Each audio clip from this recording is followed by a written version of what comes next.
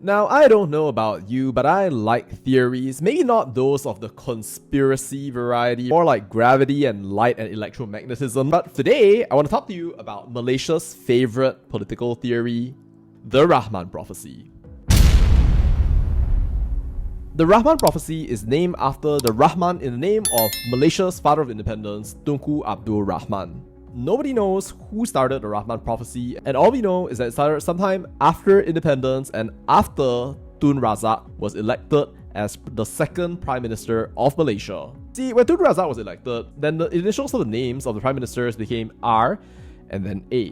When people saw that, the pattern recognition went crazy, and before we knew it, all of Malaysia was in Rahman Prophecy mode.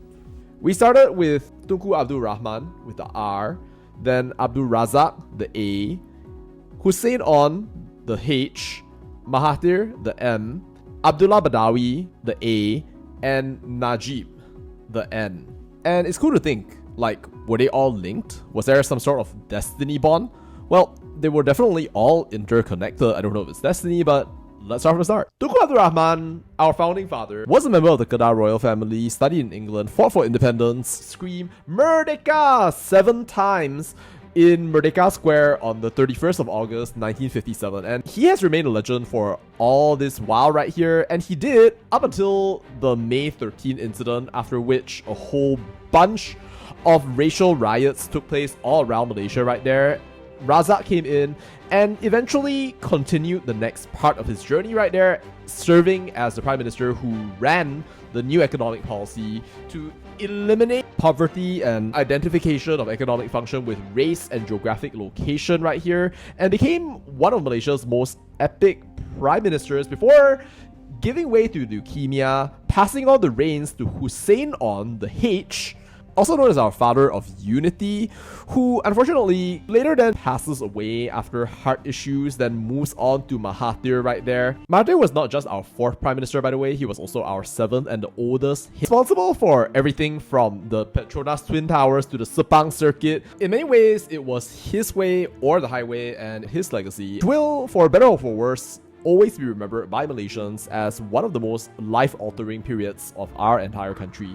But anyway, by this point, you can see why people are thinking that maybe there is something going on here, because you've got R, A, H, and now M. Is this thing actually going to come true, or is there a conspiracy to actually make it come true right here? Oh, they're definitely going to choose an A now. Oh, wow. But which A? Is it going to be Anwar or Abdullah?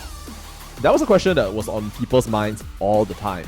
Now, we all know right now that Anwar fell afoul of Dr. Mahathir during the Asian financial crisis, and Mahathir chose Abdullah instead. He was often known as Mr. Nice Guy in Malaysian politics. Now, I don't know how nice you can be if you're the Prime Minister of a country and everybody is literally trying to get your position, but he was Mr. Nice Guy anyway, and he had a reputation for being a moderate Muslim beacon of shining civilization. Dr. Mahathir was often very verbally critical of him, and this clearly showed as eventually Badawi lost the 2/3 majority of UMNO for the very first time in UMNO's history, and within a single year after that loss, he was gone, making Najib, also known as Bosku, the Prime Minister.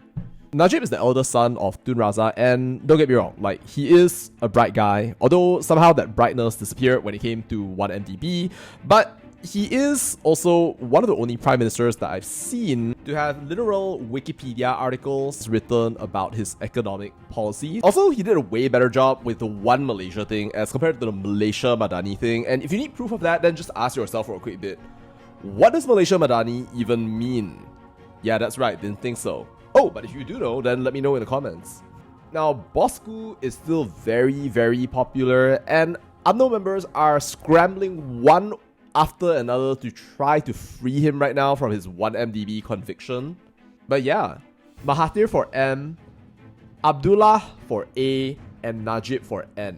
And there you have it, that was the Rahman Prophecy.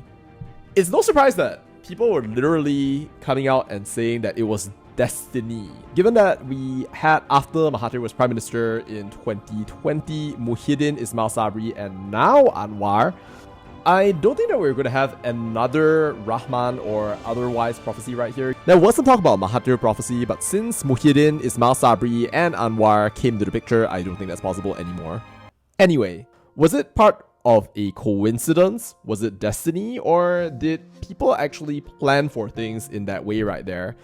Well, I'm not one of those Illuminati toting, New World Order preaching people out there, but it is an interesting coincidence, even if normally I don't believe in prophecies, and I believe that if you want your nation to become great, then you have to work for it. You have to claim destiny for yourself rather than just rely on some idea that maybe there is some sort of crazy pattern out there that's going to decide who you're going to be, what is going to happen. You can find pretty much any pattern you want, and some people are better at finding patterns than others.